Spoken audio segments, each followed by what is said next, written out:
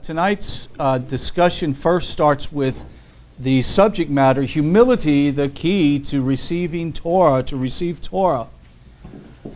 Shavuot is always tied to this Parshas, which is Naso.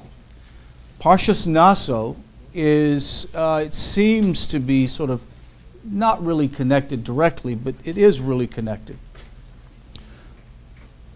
If you are watching online, you'll be able to watch part 1 and 2 of Naso, and you'll get a good sort of breakdown of the verses in this parsha. It would consist of numbers, starting with the 5th chapter. Numbers, the 5th chapter. Completing the head count of the children of Israel at Sinai, we have a total of 600,000, as we said in the last lesson, that was necessary for the giving of Torah. Very much like a minyan was needed. They needed 600,000. The total of 8,580 Levite men between the ages of 30 and 50 are counted in a tally in this parsha of those who are doing the actual work of transporting the tabernacle. Each one of the Levites were given a very specific task.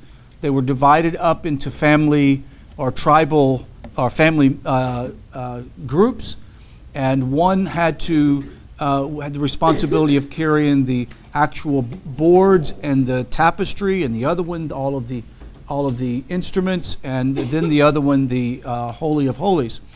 God communicates to Moshe the law of Sotah in Naso, the wayward wife. And I describe it better in part 2 of the lesson that is already on the website. But the idea was, what would happen if a man suspected his wife of infidelity? There was a method that they would have to go through to find out if she was actually not faithful. Why is this significant to the giving of Torah? Can you tell me why you think this is significant to the giving of Torah? Because we're like the bride. Absolutely. So being like the bride, we're expected to have fidelity to Hashem, meaning that if we turn to any level of idolatry, that is considered adultery to Hashem. And there is a solution to that, and there is a testing for it. There's a whole detail on it, but to not belabor the point, since I already covered it in the other lesson, it is covered. There's also a part that talks about the Nazir. The Nazir is the individual who wishes to do more than is required. This individual forsakes eating or drinking of wine, or grapes, or raisins, or anything that could ferment. He lets his hair grow out long, his beard.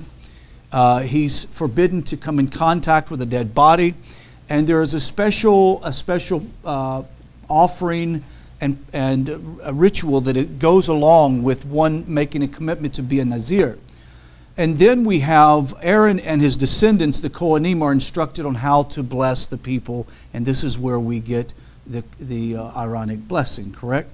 The leaders of the 12 tribes of Israel are then instructed to bring their offerings for the inauguration of the Mishkan, or the Mishkan. Although their gifts are identical, they each prepare their offering on a different day. And the first one to take and bring their offering was Judah.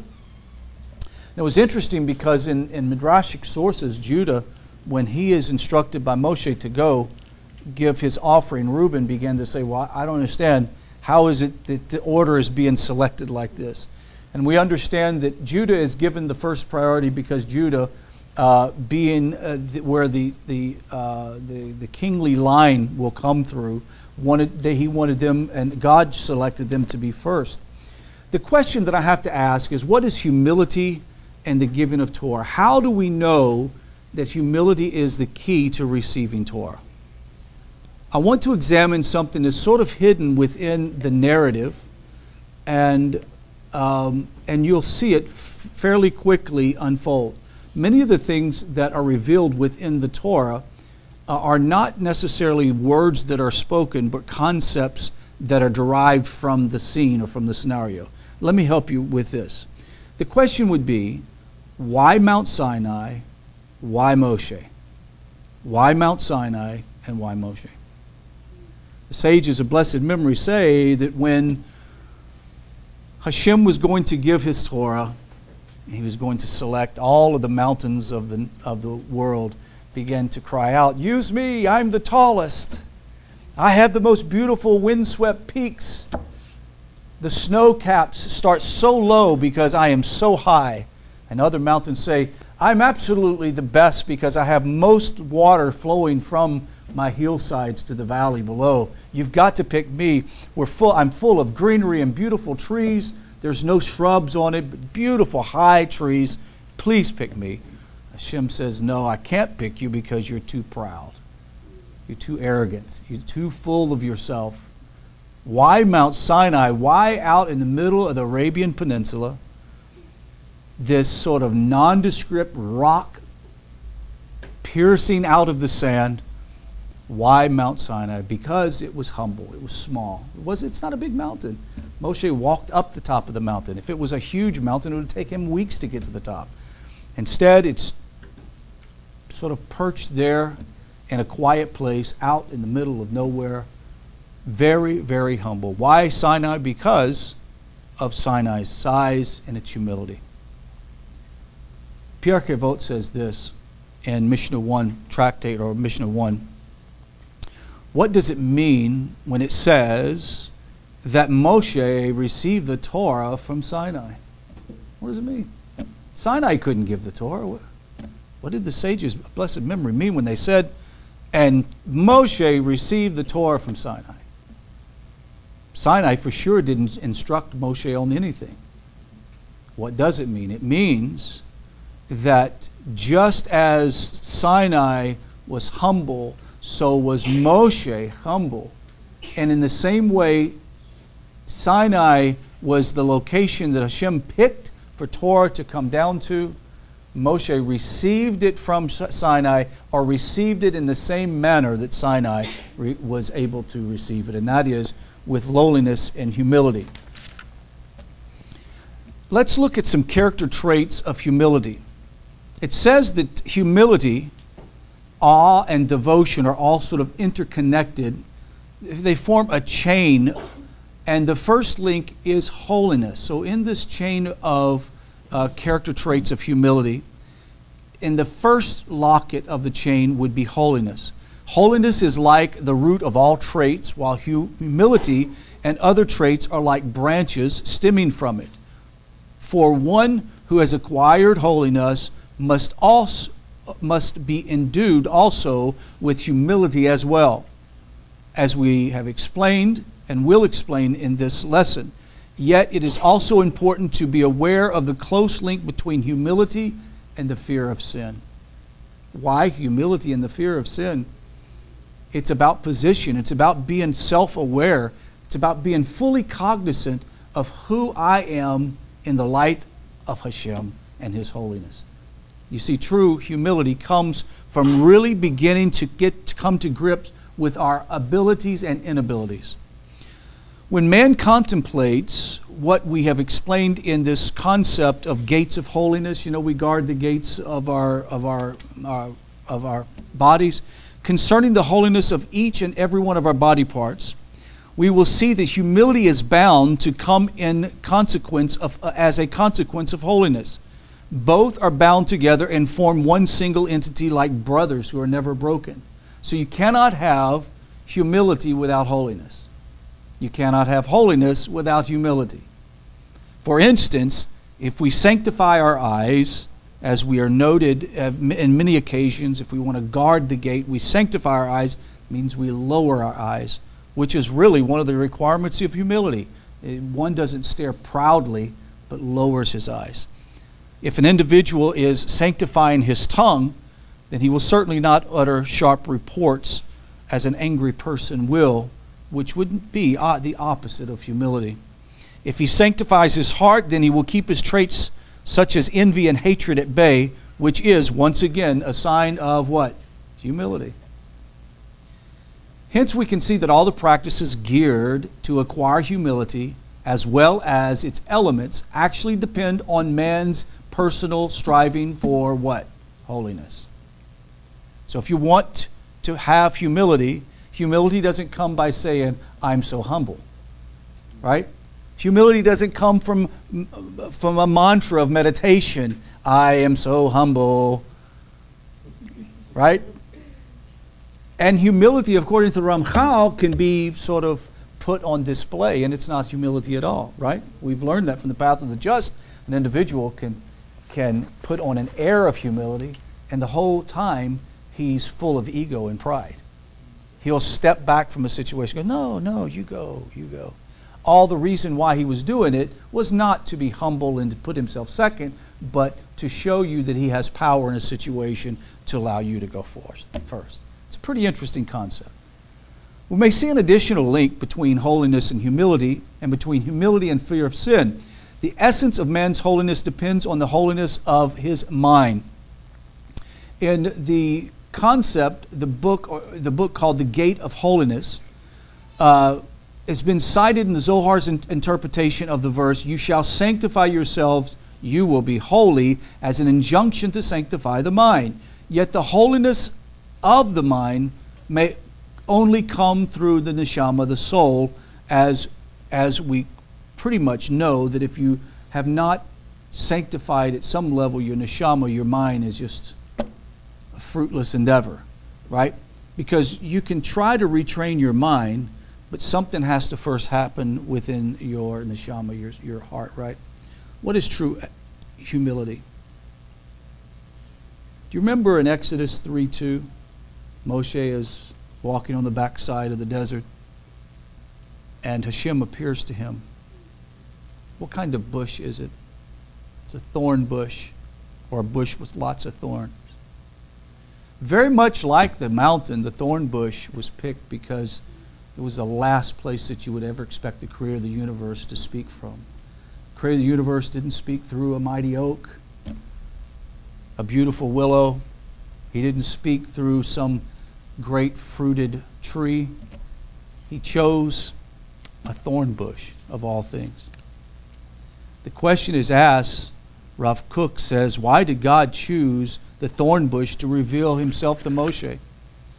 It says in the Talmud in Shabbat 67a, it prescribes a particular procedure for those who are suffering from a high fever. The patient is advised to take a thorn bush and each day make a cut in it using an iron knife. And when cutting the bush, he should trim it near to the ground and say, while cutting it, thorn bush. The Holy One did not let his presence reside in you because you were the greatest of all trees, but because you are the lowliest. What do thorn bushes have to do with fevers? What is the purpose behind this strange procedure? Now we're going to understand this tractate from the Talmud. Humility is either circumstantial or it's true humility. Circumstantial or true humility. Rav Kook says that these two forms of humility, first type could be called circumstantial humility due to infirmity, poverty, sickness, struggle, suffering, whatever it may be. Those are circumstantial cases that bring about humility. We can probably bring down a lot of examples of circumstantial humility. But is that real humility when you've sort of been knocked on your keister? Or is real humility how you position yourself in mind and body before the Holy One? Should circumstances change, newly found strength or wealth, prestige, health, etc., this sense of humility is often quickly lost.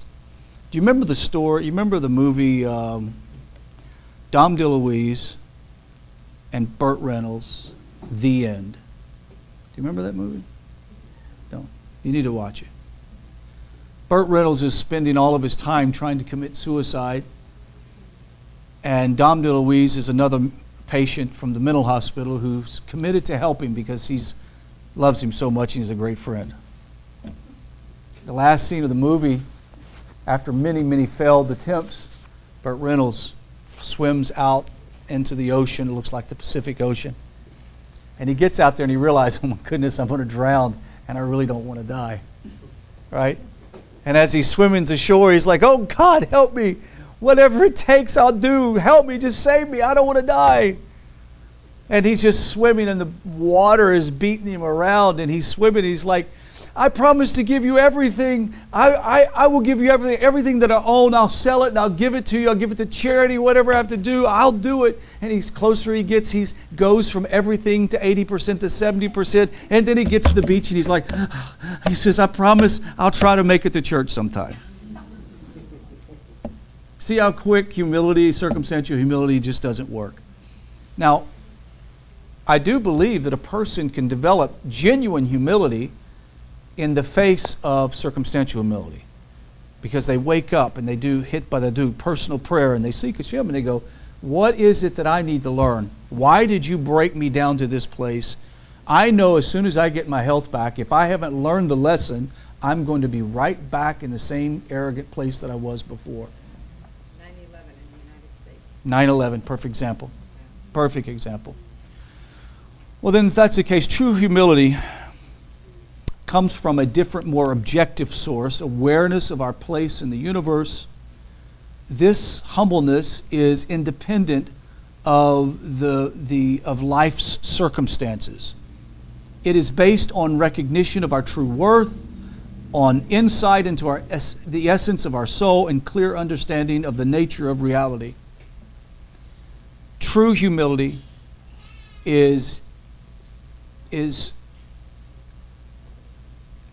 true humility requires an evacuation of your ego. A person cannot ever learn the wisdom of Torah when they think they know everything. As a matter of fact, one of the key ingredients to all of us who have studied Torah and began to learn, we had to, what we've said often, unlearn some things. Why were we required to unlearn some things? Because at some level that presented an egotistical barrier between the wisdom of Hashem and us receiving the Torah. To receive Torah, we have to be in the mode of having a clear hand. Now, if you can imagine, there's a Kabbalistic idea of receiving the Torah. Your hands are out waiting for Hashem to put it in your hands. Well, if your hands are full of your own ego, if your hands are full of your own agenda, it will never be able to hold the wisdom of Torah. It might hold some small element, but it won't hold the whole thing. Unfortunately, the fickle nature of the human mind allows us to be easily deluded into ignoring anything beyond our own egocentric world. How can we escape delusions that we feel that we possibly are humble enough to receive Torah? It is possible to convince yourself that you have no pride. You convince yourself you have no ego, but we can't trust our own mind and our own egocentric, or what do you call it, our yetzer. Can't trust it, right? The trap may be avoided by recognizing the transitory nature of circumstances. Poverty, sickness, and so on have the power to make us aware of our intrinsic vulnerability. Awareness of our inherent potential for weakness leads us to properly evaluate our true worth and thus attain true humility. So the idea is this: if I allow my circumstances to expose my pride, my lack of humility, then I can begin to sort of take on true humility. What is true humility? Is when you constantly compare yourself to the presence of Hashem. You constantly look, and even though you know that Hashem has given you His Torah and His Torah wisdom, you've already begun to see how humility before Hashem gives you great wisdom of Torah. At the same time, you go, even though I've been given this, there are a lot of people who know a lot more than I do, and if they if they can do this, who am I to be boastful about the Torah that I've received? I've really received nothing. And you think about it, we watch one lecture from a great sage in Judaism today, and we're left sort of gobsmacked because it's like, these guys have spent 40 years since they were 7 years old, and we're just getting started. And at the same time, I think of Rabbi Akiva, who starts at 40 years old. So at the same time, I begin to feel like, wow, there's no chance for me to get it. Then I realize, with Hashem's grace and checking myself into the clinic of humility, then I too could be like Rabbi Akiva if I apply myself. But it's not the sense of I'm doing it because of my own pride, but I do it for the sake of heaven. That is also humility.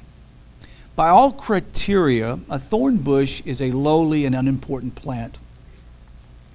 It grows in barren locations, providing neither food nor shade. It's pretty useless. It grows in places where most people don't even trod. It even rejects interaction with other living things. It's prickly. Nothing even wants to be around it. It's sort of the wildflower. Yet precisely because of its isolation, the thorn bush may deceive itself into believing in its own greatness. Therefore, the sages advise cutting the bush down to its very root. We trim away all the superficial aspects, leaving only the bush's essential worth, its roots. Therefore, we have to begin to trim away all of that in our life that is essential to our survival, so that we come to the root. And when we come to the root, then at that point, we realize that Hashem can truly use us. Its roots, its connection to the rest of the universe. God places His divine presence on the snenot because of the sense of self-importance, but because of its innate lowliness, the spirit of true humility, which remains after the bush has been trimmed to the ground. The thorn bush procedure recommended by the Talmud enables the suffering individual to recognize the purpose of his illness. Why does he have the fever? Because Hashem is cutting you down to your root. Why do you have your sickness? Because Hashem is cutting you down to your base nature. So at some level, circumstantial humility that is brought on by suffering is actually a tool to bring true humility. And so if we want to receive Torah, if we want to put ourselves in position, then we have to completely walk in humility before God and man. That concludes the lesson.